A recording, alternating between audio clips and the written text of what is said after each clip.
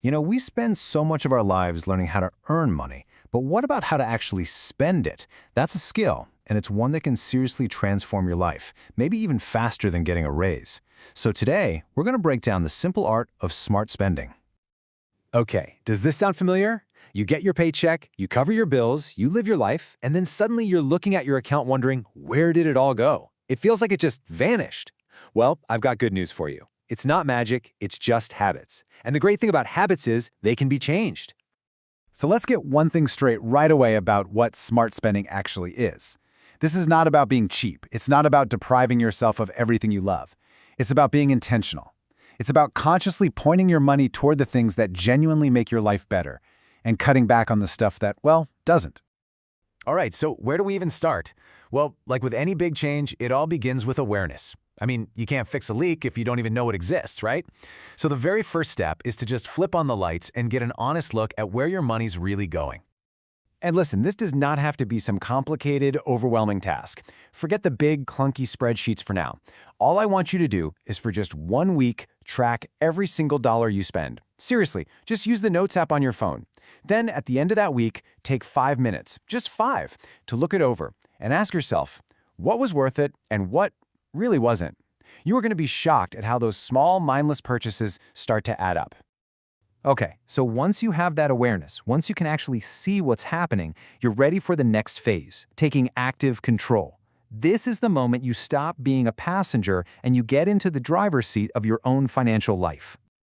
And here it is, one of the simplest but most powerful tricks in the entire playbook. For any purchase that isn't an emergency, just wait 24 hours. That's it. This tiny pause acts like a circuit breaker for all those impulse buys, which are absolute assassins of financial progress. Think about it. That urge to buy something is always most intense in the heat of the moment. Giving yourself just 1 day creates a little distance. It lets your logical brain catch up to your emotional brain. You will be absolutely amazed at how many of those must-have items suddenly become meh, I can live without it, after just a day. Again, you do not have to slash your budget to pieces. The point isn't to get rid of all the fun, it's to eliminate the useless expenses. Just look at your spending list and pick one small thing to cut. Is it that streaming service you forgot you had? What about that random $4 daily snack? That little snack alone is almost $1,500 a year. Just start with one thing. Small wins build massive momentum. All right, so we've built some awareness and we're starting to take control. The final step is all about being proactive. It's time to start telling your money where to go instead of just wondering where it went. See, money that doesn't have a plan, it just disappears. So before the month even starts, you give every single dollar a job. A chunk for bills, a chunk for food, and this part is absolutely crucial, a chunk for savings that you treat just like a bill. You got to pay yourself first. And the best part, when your fun money is actually planned for, you can spend it with zero guilt.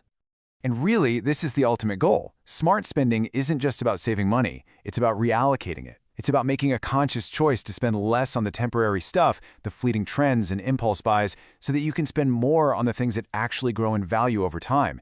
Your skills, your health, incredible experiences, and tools that genuinely make your life better. This is how you shift from just having more things to having a better life. We've covered a lot here, from awareness all the way to intentional spending.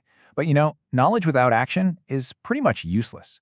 So let's bring this all home and focus on what you can do, like right now. If you only take away one single thing from our chat today, please let it be this. All of these habits, every single one, they are designed to put you back in control. They empower you to be the one making the choices, to guide your money toward the life you actually want, instead of just being pulled around by clever marketing and random impulses. So I want you to think about everything we just talked about. That 24-hour rule, tracking your spending for just 1 week, cutting one tiny financial leak. You don't have to do it all at once. The most important step is always the first one. So which one is it going to be for you?